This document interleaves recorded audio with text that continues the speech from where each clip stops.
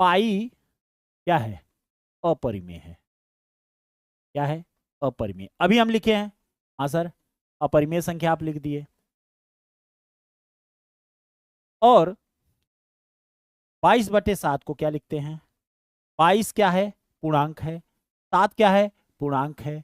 Sir ऊपर और नीचे दोनों ही पूर्णांक हैं, ऊपर और नीचे दोनों ही पूर्णांक हैं, तो ये परिमेय संख्या होगी, क्योंकि P/Q के रूप में लिखा जा सकता है। और एक लाइन और याद रखिएगा कि कभी भी परिमेय संख्या, कभी भी परिमेय संख्या अपरिमेय के बराबर नहीं होती है। आज मजा आने वाला है, लड़ाई लंबी होगी। क्यों सर? देखिए, परिमेय संख्या कभी भी अपरिमेय संख्या के बराबर नहीं हो सकती, दोनों अलग अलग चीजें हैं। लेकिन सर आप तो कहते थे कि पाई की जो वैल्यू है वो 22/7 है। हर एक सवाल में, मेंसुरेशन के सवाल में आप लेते हो, तो आप आज से समझ लो कि ये बात गलत है, ये बात गलत है। सर जी आप ही पढ़ाते हो कि पाई का मान 22/7 होता है और आप ही कह रहे हो गलत है। इसलिए गलत है कि ये परिमेय अपरिमेय संख्या है और ये परिमेय संख्या है, और दोनों अभी कभी बराबर नहीं हो सकती। आप यहां लिखे देख रहे हैं, देख रहे हैं कि नहीं? हाँ सर देख रहे हैं। जब दोनों बराबर नहीं हो सकते तो सर आप बराबर कैसे कर दिए? यही बात तो हम कह रहे हैं कि ये करेक्ट बराबर नहीं होते, लगभग पास में होते हैं।